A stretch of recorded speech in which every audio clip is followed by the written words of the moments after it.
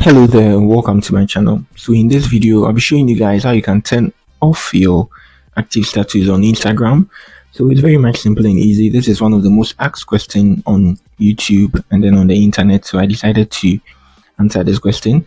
So now let's get going with the tutorial. So to do this, let's just move to our settings and let's tap here first, and then let's move to our settings here.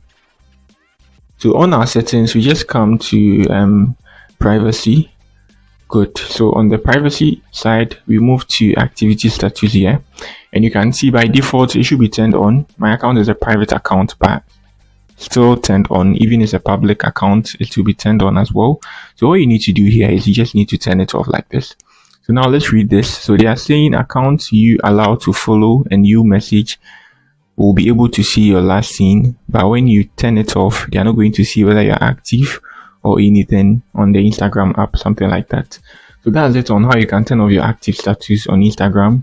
I have a tutorial on how you can turn your active status off on Snapchat, Twitter, and then on Facebook. So you can check my channel for all those tutorial videos.